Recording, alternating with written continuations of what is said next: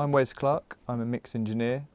I've worked with people like Jess Glynn, Tiny Temper, Clean Bandit, Example, Professor Green, sort of a lot of the UK dance-based acts.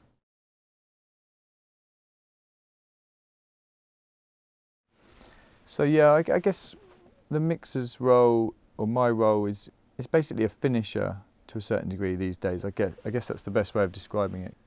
Tracks definitely, they come to you in different states of, of completeness, for want of a better word. Sometimes I might have to change the arrangement. That happens quite often actually. Arrangement changes, add drums, take drums away. I try not to get involved with any musical elements, just because it's a bit open-ended. If they're like, oh, we think it needs some piano here or some synth, I try not to get involved in that. It's just too open-ended. Trying to know what they want, especially at the late stage when it comes to mix.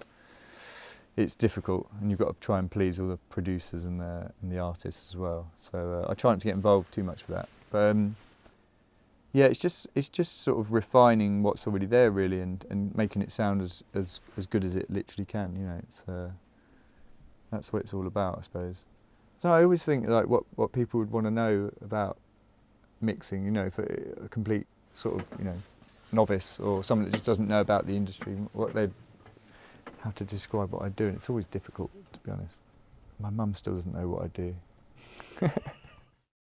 It is a sort of grey area. I mean, between production, mixing and mastering these days, it is a grey area, and there's people that do all three.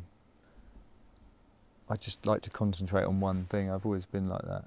So I used to do production, but and DJing as well. But yeah, I don't know. I like to have one job and concentrate on it and get as good as I can at it.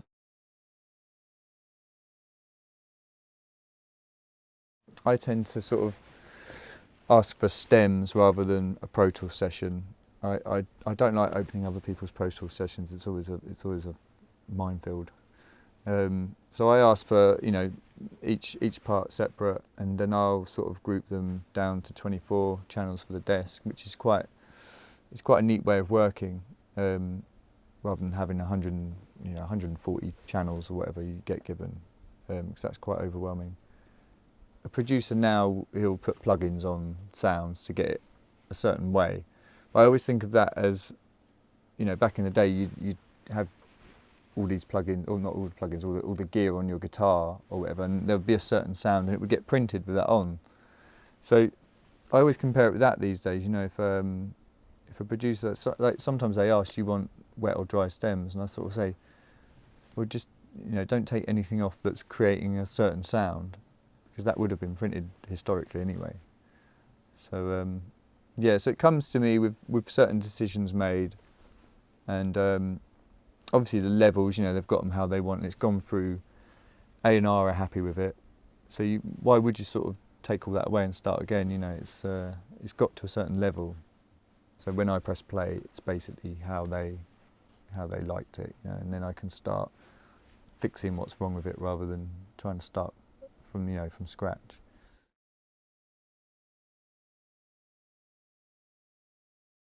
It's probably nearly 2 years ago. I was literally all in the box. Actually, going back further, probably 3 years ago, I was totally in the box, and I bought a SSL Sigma, just to get some, sort of summing out of the box, some separation maybe, and I sort of realised that there was a certain punch to it that you could push. You could push the faders up a bit and get this certain sound, and that sort of made me start thinking maybe I should, think about getting a desk. So I had EQ as well, because I bought the X-Rack as well, and I was using that. So it just sort of grew from there, and then I just decided to buy the desk one sort of on a crazy whim, and I haven't really looked back from there. It gave me the sound of the Sigma punch, but with EQ, and it sort of sped up the workflow like by a huge amount. I almost expected to just use the desk in the way I use the Sigma, you know, with sort of doing more stuff in the box but using the desk as well. But then I sort of quickly realised that it sounded so good that every time I put a plug-in on, it almost took something away from that sound. So then I sort of bought a few compressors, outboard compressors, and realised that they sound like vastly different to the plugins, which is probably quite controversial. But yeah, no, I just started buying more and more stuff out of the box, and more analog gear.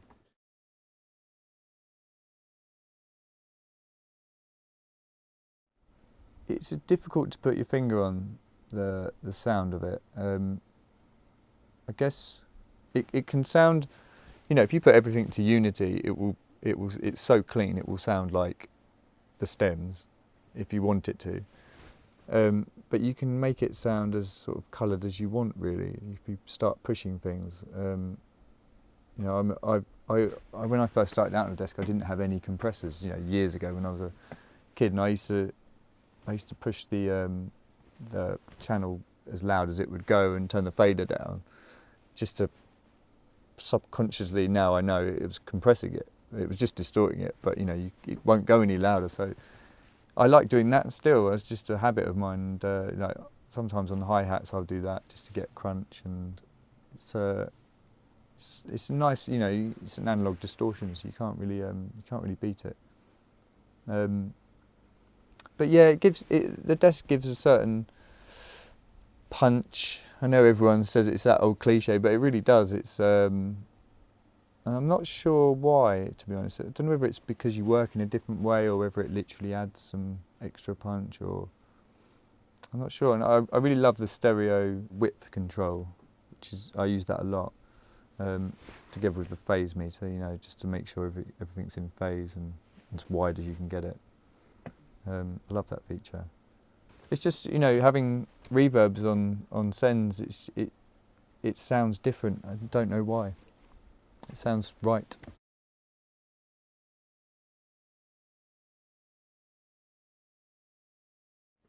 The speed of mixing has definitely has increased. Like it's difficult to explain why. I don't exactly know. I think you can kind of get the sound you want quicker for some reason. But also it's like everyone says, you know, when you've got a desk in front of you, you're throwing faders up and down, and while you're doing that, you're putting a reverb on the vocal and pressing the EQ in. Suddenly you've done 5 things that would take you, you know, I don't know, 5 minutes in the box. I know it's only 5 minutes, but you've done it in a few seconds. You don't have to open up all the plugins, and you can just having all the faders at your fingertips. Because before I had this, I had a controller for Pro Tools, just so I could have the faders, you know, and control the levels quicker. It's really hard to do that sort of thing with a mouse, especially if you're used to coming from a desk originally. I've got it set up so I can just press insert and the compressor pops in on the vocal channel, and it's set the same on every track. I just change the input gain. I find myself doing the bulk of all the mix sort of big decisions within literally 5 or 10 minutes of I set it up. I'm listening to the track while I'm setting it up on the desk, getting all the outputs together, and then once that's all done, you just sort of throw a few things around, and within 10 minutes you're in the right ballpark at least, and then it's just refining it from there.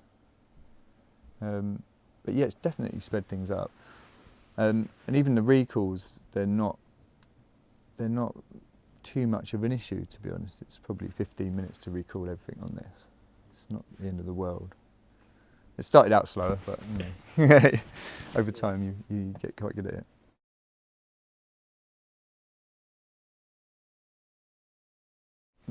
This sort of end of the desk is my vocal end, and I have compressors hardwired on them. I don't use patch bay.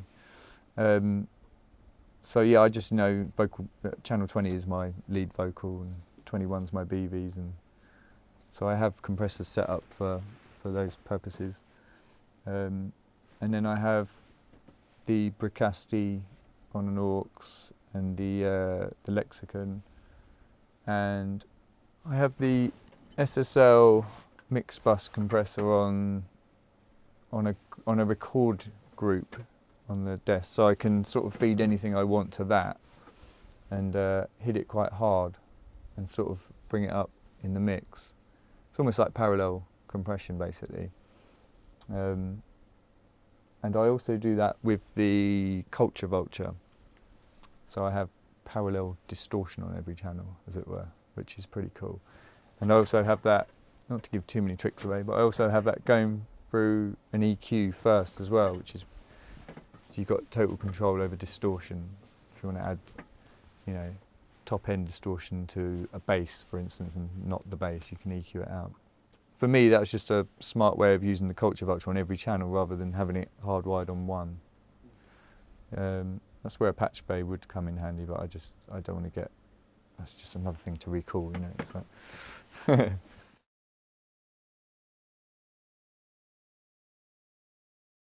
I try and keep it as flexible as possible, but as easy to recall. That's my main thing, because I probably do 6 recalls a day, you know, and if that's half an hour, then that's suddenly 3 hours of your day, you know, gone. So you want to keep it as quick as possible. I mean, I normally, you know, I work on at least 1 track a day, sometimes 2, so I might get 2 out a day on a busy day.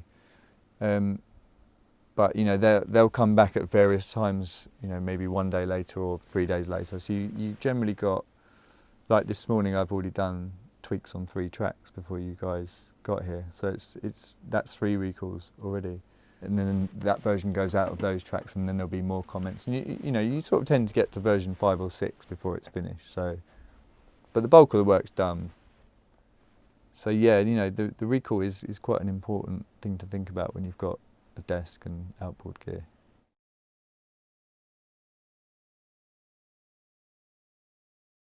I used to have that. I don't get that so much, and I'm not sure why. I don't know whether it's since I got these speakers, but I do tend to think they've made a huge difference actually. I tend to, like, you know, whatever I hear on them, I take it home and it sounds exactly how I imagined it to sound, which is the holy grail of monitors. But yeah, I don't know. It might just be because I'm literally doing it every day, all day in the same room, and you just know what's going to work. And I don't monitor loud either. I think that's important. So my ears don't necessarily get tired throughout the day. I've got the club system set up at the back, so I can sort of flick between different speakers, and if I want to pump it loud, I sort of have it hitting me from the back of the room.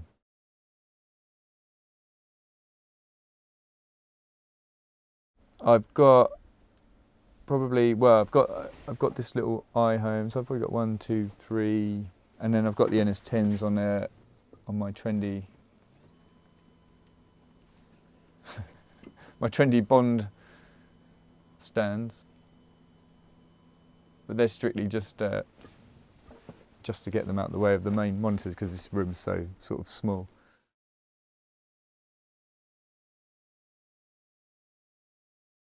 I love the fact that each of these is a stereo channel, and I don't think another desk has that, as far as I know.